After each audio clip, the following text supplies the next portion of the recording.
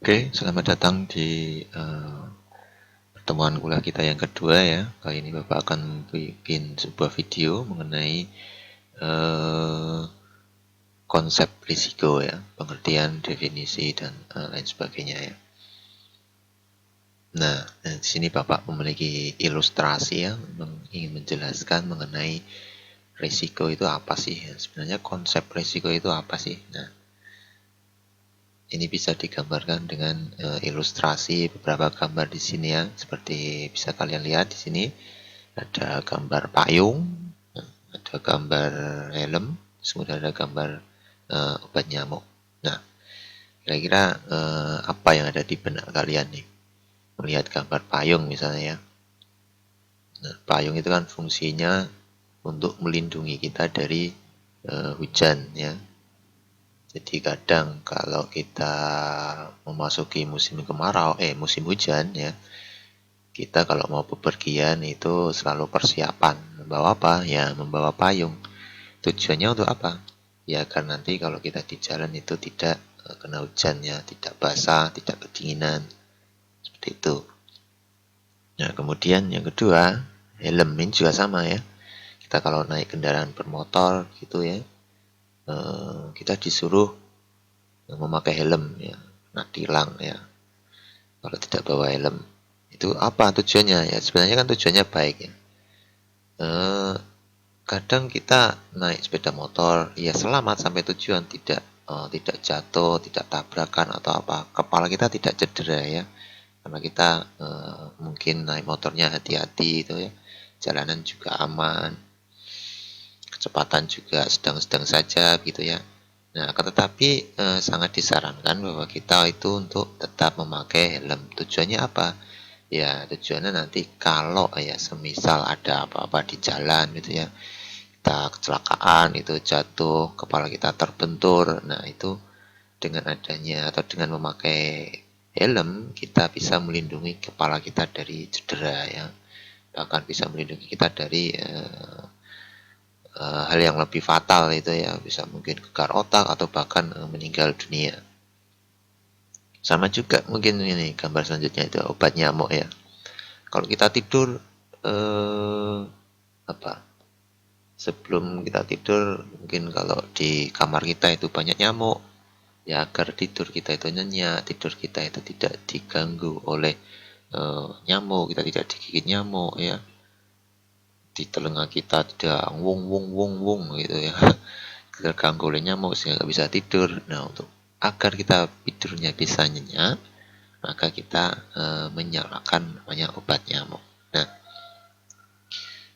di sini sebenarnya secara garis besar kita itu sudah menanggulangi risiko ya. Ini adalah konsep risiko itu seperti itu ya. Artinya kita berjaga-jaga dari sesuatu yang merugikan kita ya. Kita berjaga-jaga dari sesuatu yang berpotensi di kemudian hari atau di eh, nanti-nanti begitu ya, itu akan mengancam keselamatan kita, akan menyebabkan kita mengalami kerugian seperti itu ya. Seperti payung ini ya. Kita apa ya antisipasi terhadap hujan ya. Kemudian helm ini antisipasi terhadap kecelakaan ya. Dan juga obat nyamuk ini antisipasi terhadap gangguan nyamuk. Nah, itu adalah konsep risiko ya dari kehidupan kita sehari-hari seperti itu.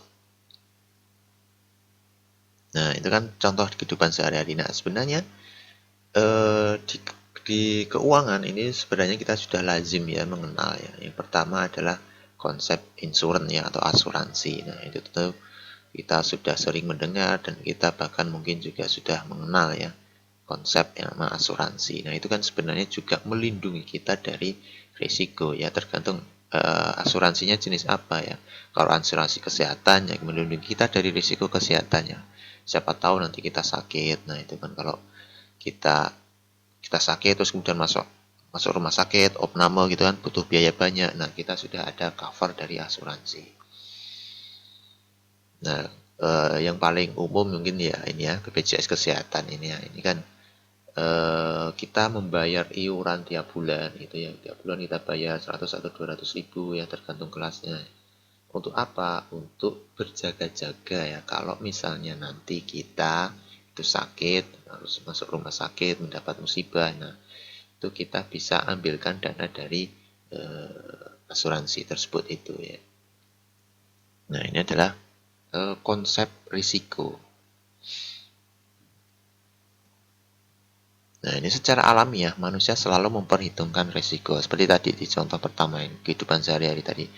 Mungkin kita tidak perlu belajar manajemen risiko seperti kalian kita itu ini ya, kuliah di ekonomi gitu ya. Tetapi manusia itu secara alamiah sebenarnya sudah memperhitungkan, sudah berpikir bahwa nanti-nanti itu pasti akan ada sesuatu. Nah, maka dari itu manusia itu sudah berpikir untuk menanggulanginya. Jadi secara alamiah manusia itu selalu memperhitungkan risiko. Nah, kemudian apa sih sebenarnya definisi dari risiko itu? Setelah tadi kita ilustrasi, kemudian juga contoh-contoh. Nah, maka bisa disimpulkan bahwa yang namanya risiko itu adalah potensi kerugian ya. Atau ada juga yang menyatakan definisi lain, yaitu penyimpangan dari yang diharapkan. Penyimpangan itu seperti apa Pak? Maksudnya penyimpangan itu artinya dia berjalan tidak seperti yang biasanya ya, itu kan menyimpang. Seperti misalnya seperti ini ya. Satu kelas itu mungkin ingin melakukan studi tour misalnya, terus mereka bikin kaos misalnya ya. Nah, ukurannya berapa ya?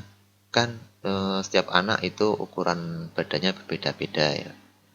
Nah, agar apa itu ukurannya itu atau kaosnya itu bisa muat di semua orang, maka kita harus membuat kaos yang lebih besar daripada biasanya ya. Artinya penyimpangan dari berat atau besarnya badan anak rata-rata itu berapa? Misalnya kalau rata-rata berat badan siswa itu 60 kilo, ya kita kasih lebar lah, maksudnya kita kasih toleransi berapa itu, 65 atau sampai 70. Nah, kita harus membuat kaos itu minimal itu muat untuk anak yang ukurannya 70 kilo. Artinya ada penyimpangan di situ ya. Misalnya kita ambil rata-rata dari berat badan satu kelas itu 60 kilo misalnya. Ya, simpangannya kita tentukan berapa, misalnya 10 kilo, artinya 10 kilo naik, 10 kilo di bawah. Artinya kita harus membuat kaos itu untuk ukuran anak yang berat badannya itu dari 50 sampai 70 ya. Karena 10 ke bawah dan juga 10 ke atas dari rata-rata. Nah, 10 ke bawah dan 10 ke atas itulah yang namanya simpangan. Artinya dia tidak rata-rata ya. Tidak rata-rata, simpangan. Nah, kemudian bagaimana mengukur resiko? Nah, ini tergantung dari definisi dan karakter risiko. Misalnya, kita bisa pakai deviasi standar dan juga kita bisa memakai probabilitas. Nah, untuk lebih detailnya nanti kita akan bahas di pertemuan selanjutnya ya, mengenai cara mengukur risiko ini. Untuk sekarang ini, untuk sementara, sebatas kalian tahu dulu bagaimana cara mengukur risiko gitu.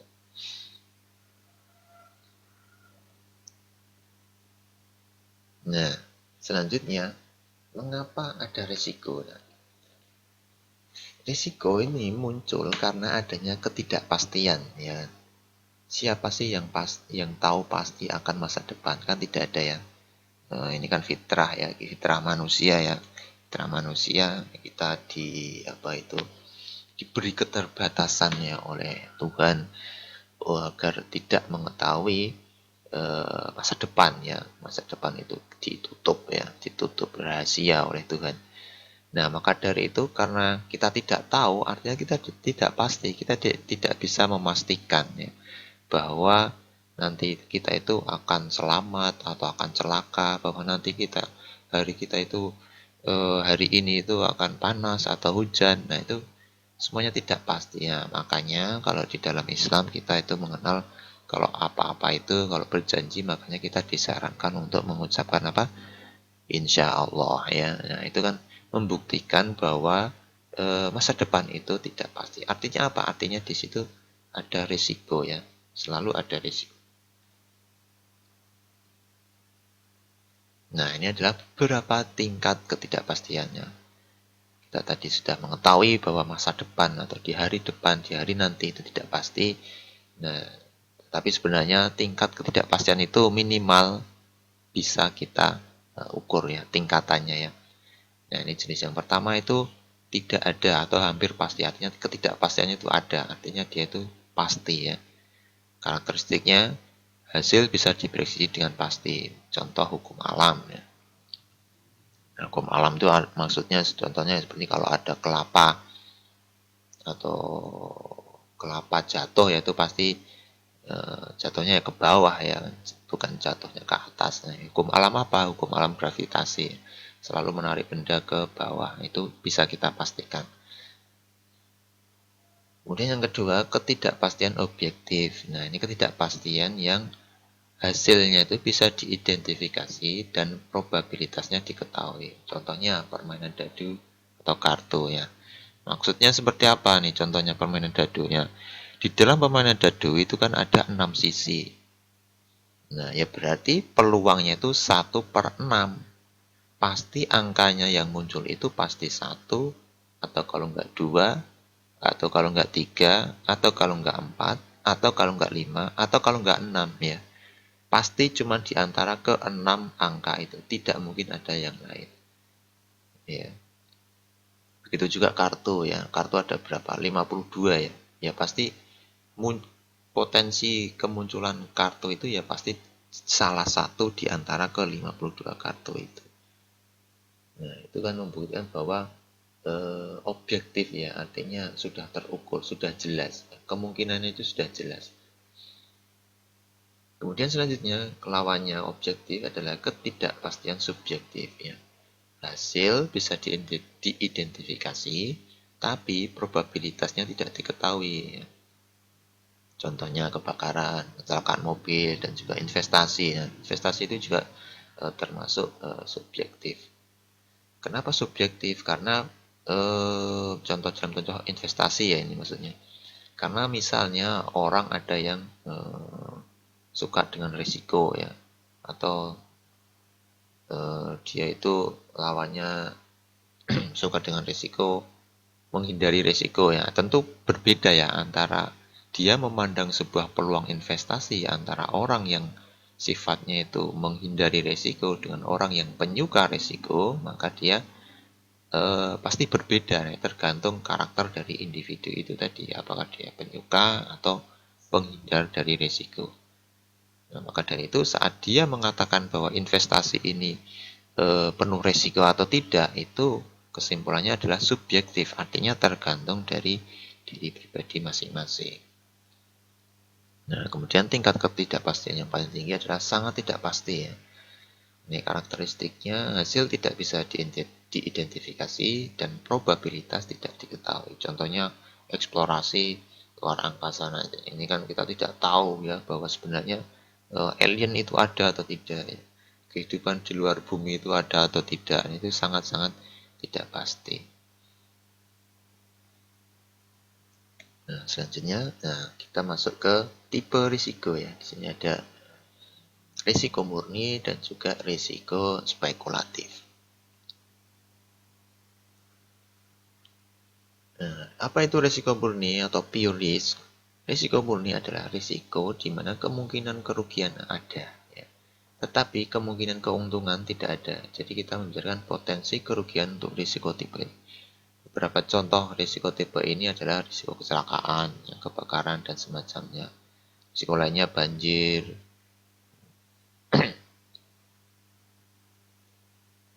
gitu ya, banjir dan juga kebakaran. Jika terjadi kebakaran atau banjir di samping individu yang terkena dampaknya, masyarakat secara keseluruhan juga akan dirugikan. Ya, asuransi biasanya lebih banyak berurusan dengan risiko murni. Nah, biasanya asuransi itu bermain pada tipe-tipe risiko murni seperti ini ya. Artinya apa? Artinya keuntungannya itu tidak ada ya. Kalau rumah kita nggak kebakaran, untungnya apa? Ya mungkin minimal untungnya ya selamat gitu aja. Maksudnya tidak ada terjadi apa-apa, itu kan maksudnya tidak bisa kita hitung sebagai keuntungan ya. Kalau kita naik kendaraan kita tidak kecelakaan, ya beruntungnya ya kita selamat ya. Tapi kan secara finansial kita tidak memiliki yang namanya keuntungan. Tapi ada di situ potensi kerugiannya. Kalau kebakaran ya kita harus mengganti biaya rumah gitu ya, renovasi ya. Kalau kecelakaan ya kita harus menanggung biaya rumah sakit seperti itu ya. Artinya ada resiko kerugian ya di situ.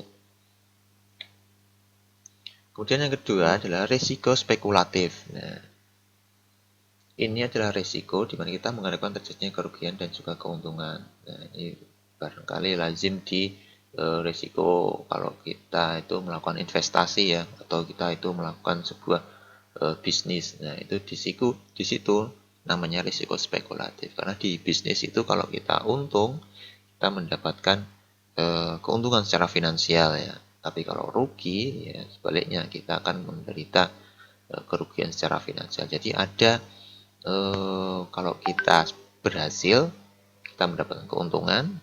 Kalau kita gagal, kita mendapatkan kerugiannya. Artinya ada potensi kerugian dan juga ada potensi keuntungan. Itulah yang disebut dengan risiko spekulatif ya. Sini ada contoh-contohnya di investasi atau bisnis tadi ya. Sini kemudian membeli saham ya. Atau juga pilihan-pilihan investasi lainnya ya. Atau barangkali yang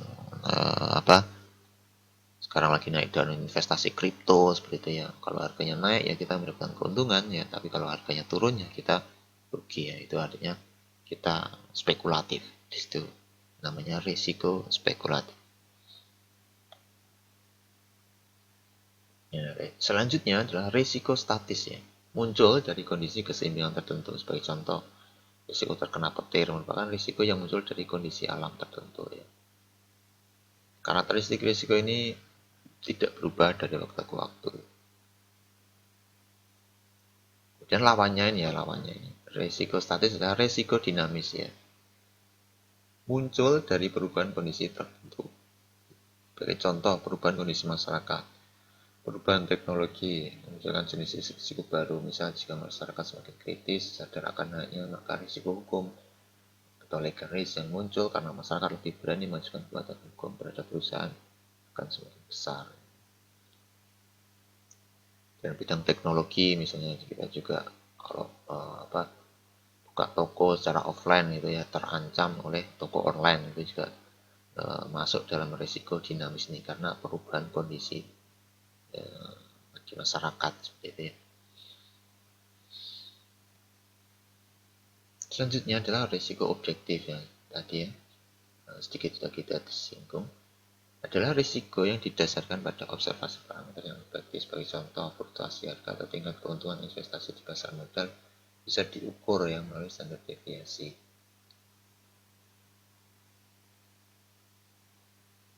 Nilai lawannya risiko subjektif yang ini tadi berkaitan dengan persepsi seseorang terhadap risiko. Dengan kata lain, kondisi mental seseorang akan menentukan kesimpulan tinggi rendahnya risiko tertentu. Sebagai contoh, untuk standar deviasi return pasar yang sama seberat 25%, dua orang dengan kepribadian berbeda akan mempunyai cara pandang yang berbeda.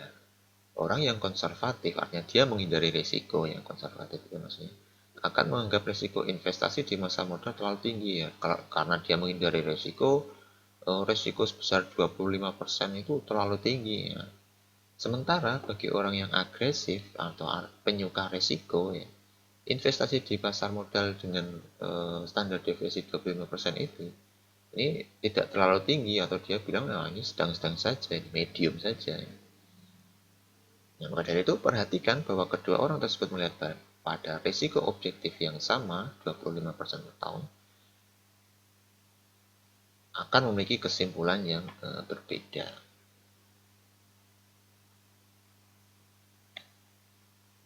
Nah, ini nanti ya kita masuk ke ruang lingkup manajemen risiko. Ya, kita nanti akan belajar apa aja ya.